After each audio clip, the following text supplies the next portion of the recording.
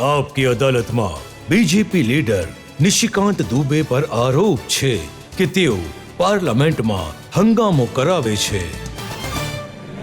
નિશિકાંતજી, recent video મેં જોયો છે જેમાં કોંગ્રેસના અને બીજી પાર્ટીઓના જે વિમેન એમપીસ છે એમણે પ્રધાનમંત્રીની ખુરશીને ઘેરી લીધી છે, પણ મને ખબર પડી કે વડાપ્રધાન તો બહાનું હતા, નિશિકાંત નિશાનો હતા।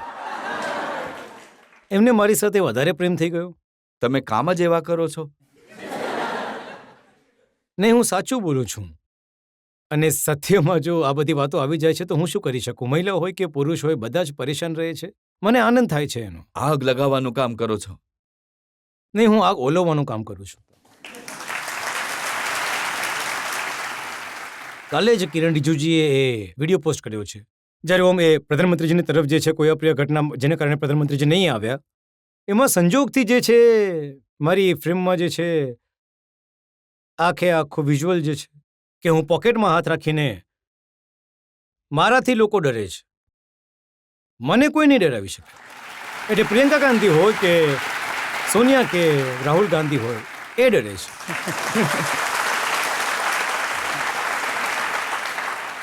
પ્રિયંકા ગાંધીએ કહ્યું હતું કે જ્યારે મહિલા એમપીઝ નિશિકાંત દુબે તરફ ગઈ તો બુલેટ ટ્રેનની જેમ ડરીને ભાગ્યા।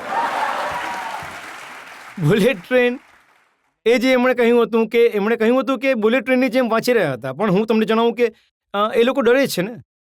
હું જ્યારે ઊભો થાઉં છું તો પાર્લામેન્ટની અંદર તમે જોજો કે આખી કોંગ્રેસ જે છે પરસેવો અને ધ્રુજારી છૂટી જાય છે, ખબર નહીં શું બોલી રહ્યો છું। પ્રિયંકાજી ક્યાંય પણ હશે ભાગીને આવશે સંભળાવવા માટે, તો ડરે છે। ડર એમની પાસે છે, મને કોઈ ડર નથી। મને શાનો ડર હશે? મોદી અમારા નેતા છે, એમનાથી આખી દુનિયા ડરે છે। તમે દેશના સૌથી પહેલા વડાપ્રધાન વિશે કહ્યું કે એ અયાશ છે, ગદ્દાર હતા, અને તમે બોલતા રહ્યા અને સ્પીકર સાહેબ તમને રોકાવાનું નાટક કરતા રહ્યા, તમે અટક્યા જ નહીં। નહીં, સ્પીકર રોકવાનું નાટક નથી કરતા, સ્પીકર જેન્યુઅલી રોકતા રહ્યા, પણ હું બોલતો રહ્યો। માઇક ઓન હતું, મને દેખાયું છે કે માઇક ઓન છે, એ માઇક વાળાની ભૂલ છે, મારી કોઈ ભૂલ નથી, પણ મેં બધું જ બોલી દીધું। પણ મેં જે કંઈ પણ કહ્યું એ મારો કોઈ વ્યક્તિગત વિચાર નહીં હતા, જે પુસ્તકો હતા, મેં જે પુસ્તકમાં લખેલું હતું એ જ મેં કહ્યું। જો તમે કઈ રીતે જસ્ટિફાય કરશો? તમે કહ્યું કે આ દેશની જેટલી સમસ્યાઓ છે એ નહેરુ પરિવારે આપેલી છે, ભૂખ એમને કારણે છે, અય્યાશી એમને આપેલી છે, ગદ્દારી એમણે આપી છે, મક્કારી આપી છે, ભ્રષ્ટાચાર આપ્યો છે। આજે પણ હું એ વાત પર છું કે જે પુસ્તકમાં લખ્યું છે એ જ વાસ્તવિકતા છે। તમે જ કહો કે આપણી સમસ્યા શું છે? આપણી સમસ્યા ચીન છે। ચીન ક્યારેય આપણી બોર્ડર નહીં હતું, બોર્ડર સ્ટેટ નહીં હતો। અંગ્રેજ જ્યારે ગયા તો નેપાળને, ભૂતાનને અને તિબ્બતને આપણા એક બફર સ્ટેટ બનાવીને ગયા। ચીન ક્યાં રસ્તામાં હતું જ નહીં। તમે તિબ્બતને માન્યતા આપી, તિબ્બત જેવું ચીનનો ભાગ બન્યો તો ચાઇના આપણી બોર્ડર બની ગઈ। પાકિસ્તાનની સાથે સમસ્યા છે, પાર્ટીશન કેમ થયું? એડવિન અને નેહરુની જે વાત આપણે કરી રહ્યા હતા, જે પુસ્તક તમે હમણાં બતાવી, એમાં લખેલું છે કે આ બધી જ રંગરંગલી કરતા હતા અને એના કારણે જે માઉન્ટ બેટન સાથે એમણે સમજૂતી કરીને કે કઈ રીતે એમણે દેશના પ્રધાનમંત્રી બનવાનું છે, એમણે ભારતના ભાગલા કરી દીધા। આજે જો પાકિસ્તાન ઓક્યુપાઈડ કાશ્મીર જો પાકિસ્તાન પાસે છે એ આમની નીતિઓને કારણે છે, તો ચાઇનાની દુશ્મની અમારે કારણે, તિબ્બતની દુશ્મની આપણે કારણે, અને તમારી નીતિઓને કારણે આ બધી સમસ્યાઓ છે। ભોગવશે કોણ? કહેશે કોણ? બોલશે કોણ? પંડિત જવાહરલાલ નહેરુ, જેમને આ દેશે આટલો પ્રેમ આપ્યો, પહેલા વડાપ્રધાન દેશના, આટલા રિસ્પેક્ટેડ, એમને અય્યાશ કહેવું? એમાં પુસ્તકમાં લખેલું છે ને, હું થોડું કહી રહ્યો છું। એ જેટલા પુસ્તકો છે, અમુક પુસ્તકો બેન છે, અમુક પુસ્તકો જે છે, પુસ્તકો તમને જ કેમ મળે છે? જણાવો।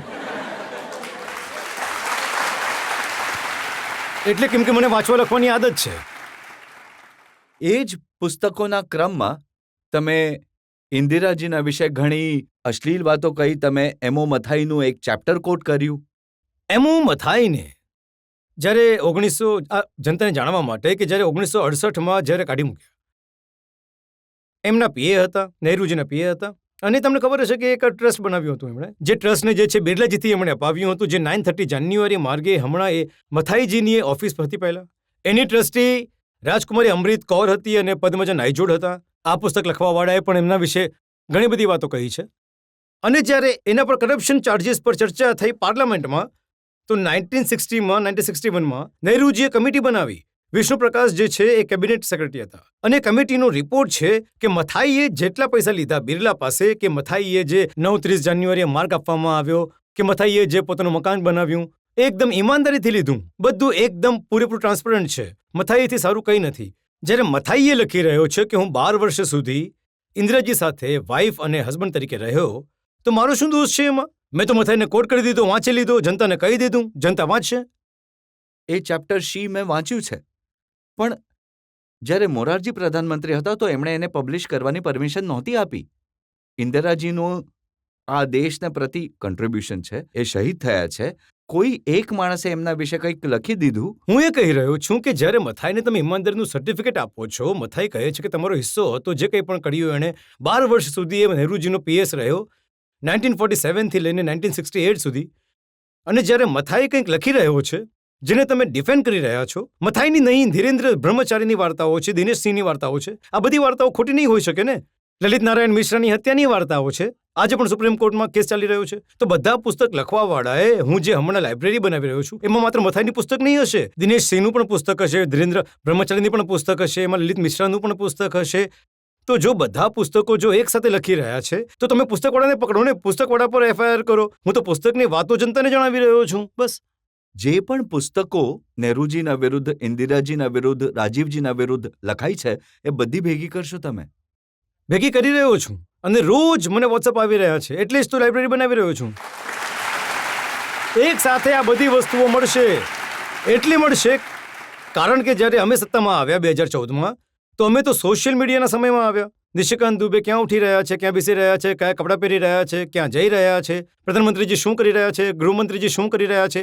પણ એમના એ બધી સત્તા જે છે 2014 પહેલા રહી છે.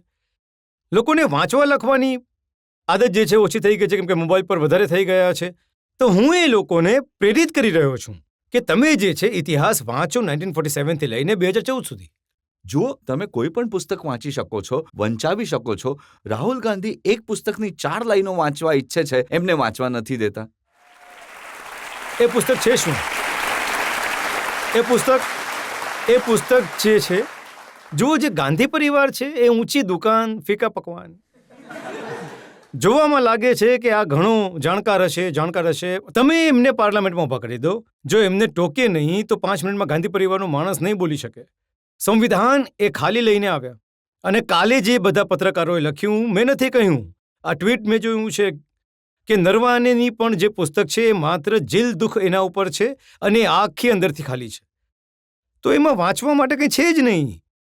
મેં તો બચાવ કર્યો રાહુલ ગાંધીનો. મેં થોડી, એટલે મને લાગ્યું કે leader of the opposition expose નહીં થઈ જાય, ગાંધી પરિવારનો મોટો તારલો છે, તો એટલે મેં બચાવ કર્યો એમ. જુઓ, તમે જ્યારે આવી વાતો કરો છો ને, પછી એ કોંગ્રેસના લોકો કહે છે કે બીજેપીના નેતા નથી ચલાવી રહ્યા, કોર્પોરેટ દલાલ ચલાવી રહ્યા છે, જેમનું નામ છે નિશિકાંત દુબે. કઈ વાત માટે? તમે એ જણાવો, કઈ વાત માટે કોર્પોરેટ દલાલ? 2009માં હું મેમ્બર ઓફ પાર્લામેન્ટ બનીને આવ્યો. આજે 2026 છે. આ દેશનો કોઈ મંત્રી, ઇન્ક્લુડિંગ મારા મંત્રી, અને આ વાત હું માત્ર તમને જ નહીં, હું મારા નેતા જે છે માનનીય પ્રધાનમંત્રીજી સાથે પણ ડિસ્કસ કરી ચૂક્યો છું. એક મંત્રી પાસે મેં એક ચિઠ્ઠી નથી લખી કોઈ કોર્પોરેટ માટે. એક કોર્પોરેટને લઈને નથી ગયો. એક કોર્પોરેટથી મારે લેવા દેવા નથી. અને તમને આશ્ચર્ય થશે, જે અદાણીની વાત કરે છે, આ અદાણીનો પાવર પ્લાન્ટ છે મારા ગુડ્ડામાં, હું લઈને ગયો. મને ગર્વ છે કે મારે ત્યાં જેટલું કામ થયું કદાચ દેશની કોઈ લોકસભામાં નથી થયું. મેં આજ સુધી એનું કોઈ CRF ફંડ નથી લીધું. તમે આજ સુધી કોઈ ગાડી નથી લીધી. મારો કોઈ લાભ નથી. અને મેં ખુલ્લેઆમ લોકસભાના ફ્લોર પર ચેલેન્જ કરી છે કોંગ્રેસને કે જો હિંમત હોય તો મને બતાવો કે મારે કોર્પોરેટ સાથે શું લેવા દેવા. એ કદાચ એટલે કહે છે કે એક જમાનામાં તમે એક મોટી કોર્પોરેટ માટે કામ કરતા હતા. જી હા, હું ડાયરેક્ટર હતો. 1993 થી લઈને 2000 સુધી હું SRમાં ડાયરેક્ટર હતો. અને હું ખુલ્લેઆમ આ વાત કહું છું. અને જો SR મારી લાઈફમાં નહીં હોત તો હું પણ કશીક દલાલી કરતો હોત. જુઓ, તમે કોંગ્રેસના વિશે જ્યારે પુસ્તકો વાંચી રહ્યા હતા તો તમે એ પણ કહ્યું કે એમનું કોર્પોરેટ કલ્ચર એવું હતું કે એમણે પોતાના પરિવારવાળાઓ માટે પૈસા ભેગા કર્યા, એમને એમ્પ્લોયમેન્ટ અપાવ્યું, એમના માટે ઘર બનાવ્યા. તમને આશ્ચર્ય થશે કે લાયસન્સ પરમિટ કોટા રાજ, એમાં બિરલાજી કેટલો ફાળો આપી રહ્યા છે. તમે આ ફાળાની વાત કરી રહ્યા છો ને? જેટલો ફાળો આવ્યો એને 1960ના ઇલેક્શનમાં, 1962ના ઇલેક્શનમાં, 1965ના ઇલેક્શનમાં બધા ટાટા, બિરલા, દાલમિયાએ આપ્યા. લાયસન્સ પરમિટ કોટા રાજમાં બિરલાજી જે છે એ એમ્બેસેડર બનાવશે, બજાજજી જે છે એ સ્કૂટર બનાવશે, દાલમિયાજી સિમેન્ટ બનાવશે, ટાટાજી સ્ટીલ બનાવશે. કોઈ બિઝનેસમેનને આવવા નહીં દીધા. તો જ્યારે આ રીતની વાતો થશે તો મારે તો વાંચવું પડશે ને કે તમે શું કર્યું છે. આ બધી વાતો કોણ કહે છે તમને? આ બધી વાતો વાંચું છું હું. મને વાંચવાનો શોખ છે અને મને લાગે છે કે જનતાએ પણ વાંચવું જોઈએ. મને રિસર્ચનો ઘણો શોખ છે અને હું રિસર્ચ પોતાની જાતે કરું છું. 2 કલાક હું રાત્રે જરૂર વાંચું છું જ્યારે હું સુવા જાઉં છું. કોંગ્રેસના લોકો તો એમ કહે છે કે નિશિકાંત દુબેને અનલીશ કરી દીધા છે ઓપોઝિશન પર મોદીજીએ. હું તમને જણાવું કે મોદીજીના નામનો એટલો પ્રભાવ છે ઓપોઝિશન પર કે જે મેં રામ રામ રામ જપે છે તો એમ ઓપોઝિશન મોદી મોદી મોદી જપે છે. કોઈ પણ કંઈ પણ કરે તો એમને લાગે છે કે મોદીજીએ કર્યું છે. તો આ બધું રિસર્ચ કરવા માટે તમે કોઈ ટીમ રાખી છે કે? કોઈ ટીમ નથી. હું એકલો ટીમ છું. One man army. 11 વાગ્યાથી લઈને રાત્રે 1 વાગ્યા સુધી 2 કલાક હું રોજ વાંચું છું અને એ વાંચનનો જે નિષ્કર્ષ હોય છે એ જનતાને જણાવું છું. તમે રોજ રાત્રે ઘણા કલાકો માત્ર ગાંધી અને નહેરુ પરિવારના વિશે વાંચો છો? નહીં, દેશના વિશે વાંચું છું. હું પાર્લામેન્ટ્સની ડિબેટ્સ વાંચું છું. આ જેટલી વાતો મેં તમને કહી છે પાર્લામેન્ટ્સની ડિબેટ્સ છે અને આ પાર્લામેન્ટની ઘણી ડિબેટ જે છે એ ઉપસ્થિત છે, ઓનલાઈન પણ ઉપસ્થિત છે, અથવા લાઇબ્રેરીના તમે મેમ્બર થઈ જશો તો તમને પણ ખબર પડશે કે શું થઈ રહ્યું હતું. જો જે કોંગ્રેસના એમપીઝે ફરિયાદ કરી છે સ્પીકર સાહેબની વિરુદ્ધ, જેમાં સ્પીકરને હટાવવા માંગે છે, એમાં પણ પ્રોમિનન્ટલી તમારું નામ છે. તમારી ઘણી ફરિયાદ છે કે તમે 2 પૂર્વ પ્રધાનમંત્રીઓનું અપમાન કર્યું પાર્લામેન્ટમાં ઊભા રહીને અને સ્પીકરે રોક્યા નહીં. કુછ તો લોગ કહેંગે, લોકો કા કામ હૈ કહેના. મેં મારી વાત કહી દીધી.